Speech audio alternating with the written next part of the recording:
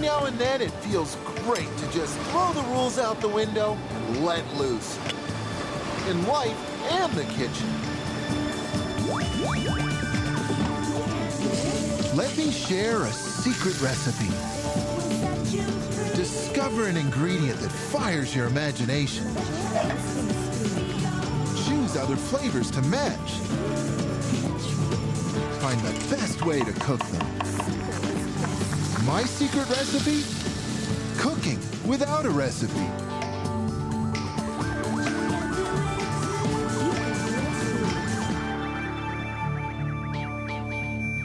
Tonight, Rachel and I are hosting a little soiree. We love to entertain, but this evening, rather than having a full-blown dinner party, we're gonna have a flavorful cocktail party. Because at a party, everybody's in the mood to try new things.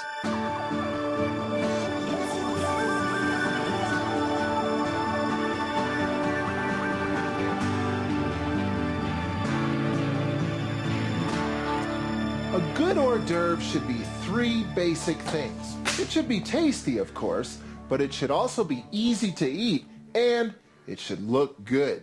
So here's something I like to do with smoked salmon, something really easy to do. I'm gonna whip up a mousse of sorts. All you really need to do is just toss some smoked salmon on into a food processor and add a couple of simple ingredients.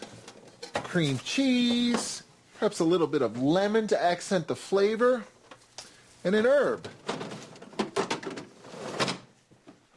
Now when I'm making a smoked salmon mousse, I basically use equal parts smoked salmon and cream cheese.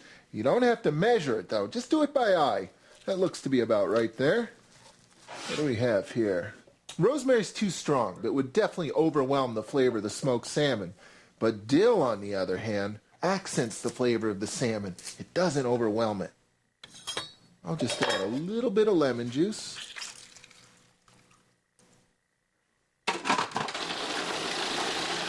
I'm definitely going to pipe this mousse out, but what if you don't have a piping bag at home? Maybe you have one of these. I'm just going to work all this smoked salmon right down into the corner, and then in a moment, all I'll have to do is cut that tip right off, and I'll have a piping bag. Now all I need is something to put it on or in. Something crisp, or something that can become crisp. And that means this pantry is full of ideas. I mean, hey, I've got some poppadums, I've got Melba toast, I've got a whole selection of different crisp crackers. Ah, here we go. Some tortillas. Perfect. Wait till you see what we can do with these.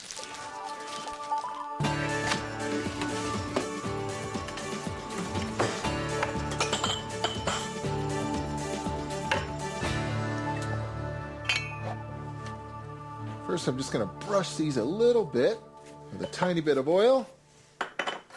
And now, cut some circles out of them.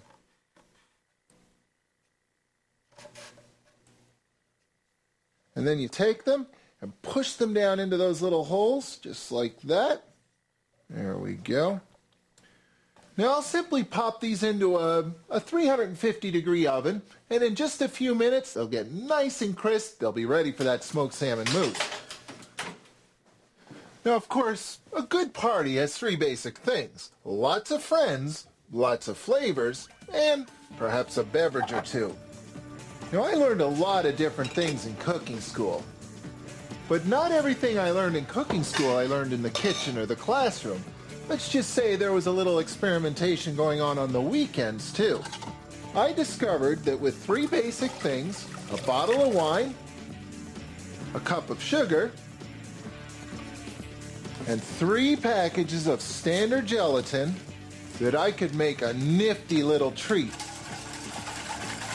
So here's how you make chewy wine shots. So I've got a bottle of Chardonnay, I've got a bottle of pink, some Zinfandel, and a nice bottle of Cabernet. So by having 3 different colors here, I'll sort of have all my wine bases covered. This is going to be fun.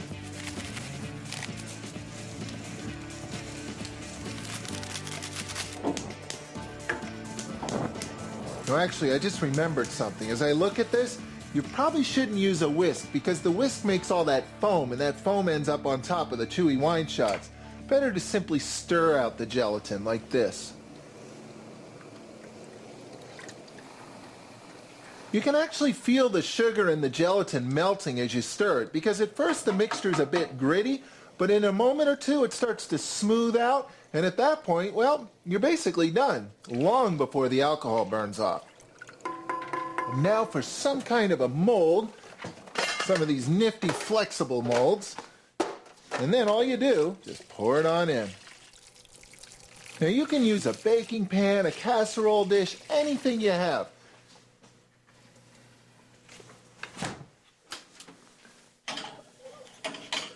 Perfect. Look at that. And look how easy they are to come out of the pan. This mousse works really well. It sort of fills up all the nooks and crannies in the little tortilla cups perfectly. Let's get some of this dill out again. Just take a little sprig and put it on each one. Very nice. Let's get this party started.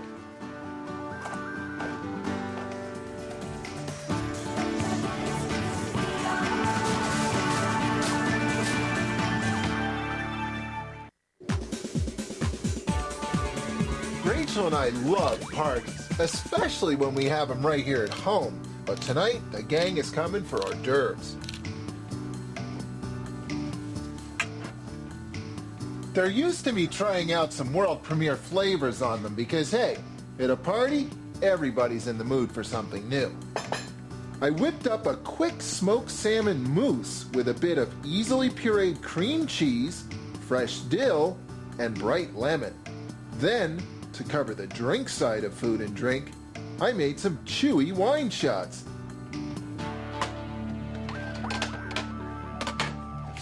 And I think a good hors d'oeuvre party should have a balance of familiar flavors and some provocative flavors too. So with that in mind, I like to make cookies. But not just any cookies, savory cookies. Cookies with cheese in them, cookies with herbs in them, cookies for grown-ups. And here's how I do it. A cup of flour, a little bit of salt and pepper. See what I have for herbs. I think I'll use the rosemary because rosemary will stand up to the strong flavor of that cheddar cheese. I'm going to use half a stick of butter. And cold butter works best because cold butter will chop up into all these tiny little pieces that'll help this pastry stay crisp. Half a cup or so of cheddar. And now for the sour cream. I'll use about half a cup.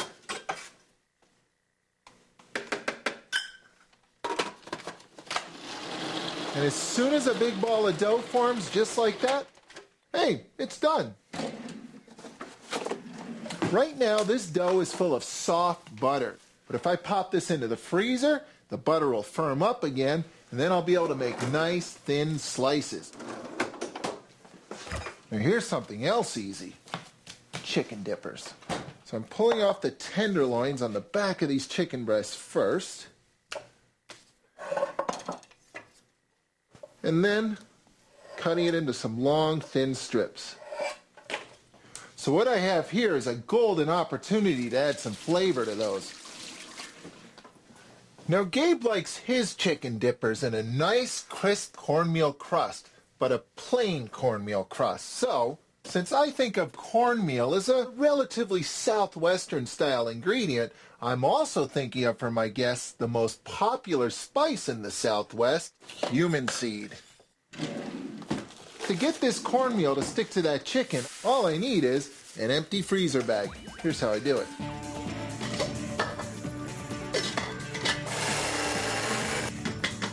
Call it fearless flavor. Hit it with the cumin.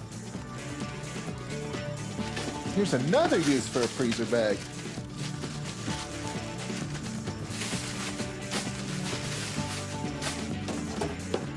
Boy, can I ever smell that cumin right now. And I haven't even started cooking it yet. Once I start heating it, the flavor's really going to come out. Let's see, I'll set this oven at 350. And they'll bake off in a few minutes. Let me see how those cookie doughs turned out. So to bake these off, now that they're nice and hard, I simply need to slice them up. Now here's another idea. I can take some of these rosemary needles and garnish these. So I'll bake these off in the 350-degree oven as well. I'll know they're done as soon as they, well, turn golden brown. That oven is packed with flavor now, and when those cheesy herby cookies come out, I've got even more flavor for them. Some of my homemade balsamic vinegar syrup. This is a great way to jack up the flavor of ordinary balsamic vinegar. To approximate true balsamic flavor, simply concentrate. That's what Mother Nature and Father Time do. For every 2 cups of vinegar, add 1 cup of sugar. Feel free to try different types of sugar as well. Honey and brown sugar both add complementary flavor. Start simmering, losing bulky water. Reduce by at least 3/4 until a rich, dark syrup forms.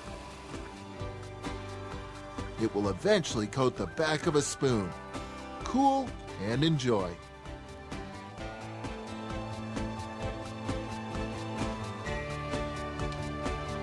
Now that's balsamic vinegar flavor. Okay, let's see how these chicken dippers are doing. Now, of course, a chicken dipper needs a dip, so let me see what I have. Something southwestern.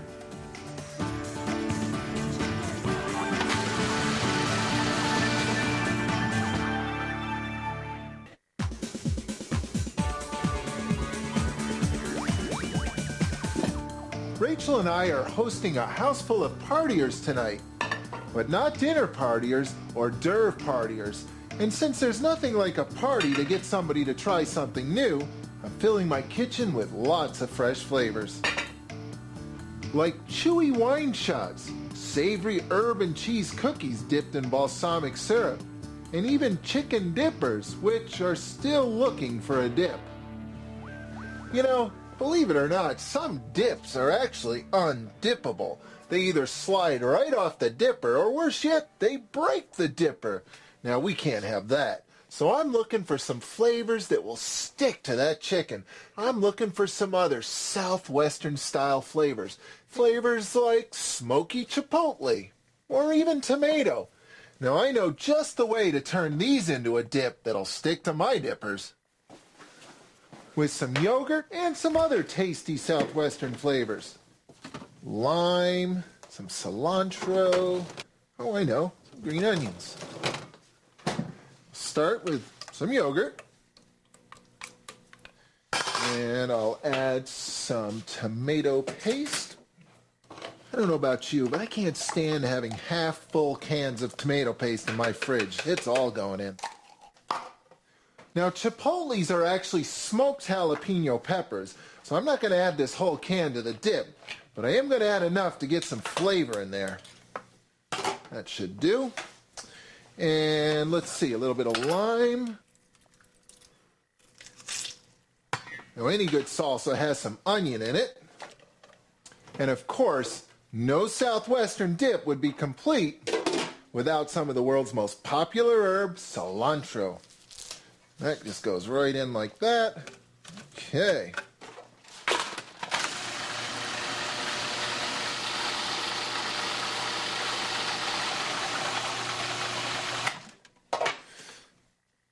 There it is. Now that's a successful dip. You know, I once spent a year as a Sunday brunch cook. One of my specialties was a smoked salmon omelet. And actually, I think a variation of it would be kind of cool for a tasty hors d'oeuvre. Here's what I'm thinking. I'll make a simple little egg batter. I'll fry it off into little crepes, and then I'll wrap them around smoked salmon. Now, I want to thin those eggs out just a notch, so I think I'll add a little bit more of this yogurt. And I'll add a few drops of sesame oil because sesame oil has a wonderful smoky flavor that'll go great with the smoked salmon. I'll also take some of these green onions and slice them as thinly as I possibly can. Oops, that's going to need some salt too.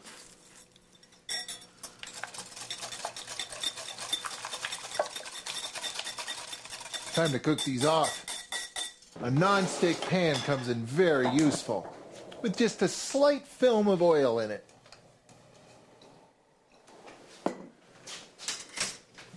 So I don't want to put very much in, just an ounce or so. A couple of tablespoons should do it. Just sort of move that around a bit. I'll just let it sit there for a moment, and the heat will penetrate all the way through and cook the top. I'll just loosen that up a notch, and out it comes. Let's try rolling these around some smoked salmon. Now, I could roll something else in there. Let me see what I have. Arugula. Sharp, peppery arugula. Nice nutty flavor, too. Cut it in half. And there it is, a beautiful smoked salmon arugula egg roll. You know, when it comes time to find inspiration to jazz up your hors d'oeuvre buffet, you can look in three basic places. Start in your kitchen, look at your plates and platters. You might be able to stack them up in different ways. And then look around your house. You'll be surprised at how many cool looking props you have kicking around that would look great on a buffet. But don't forget the great outdoors, because there's all kinds of cool things out there, too. You might be amazed at what you can find in your own backyard. Put on your party hat. Go looking for some rustic props. Beachcombing can also yield a hidden treasure or two. Driftwood, sand, assorted riffraff. And a seashell or two can all add a bit of rustic flair.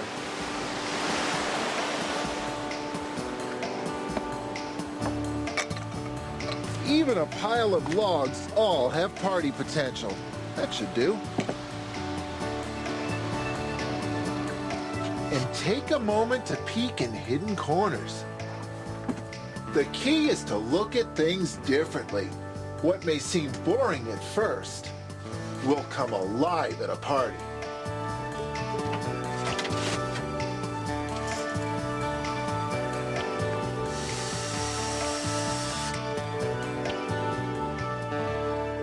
When I invite friends over for a party, I want to send them home with some memories, which is probably why I take the time to set the food up like this. It's kind of fun for me, too. So now I've got a presentation twist from my yard, I've got something from my kitchen, but for those chewy wine shots, I'm going to need something from the house.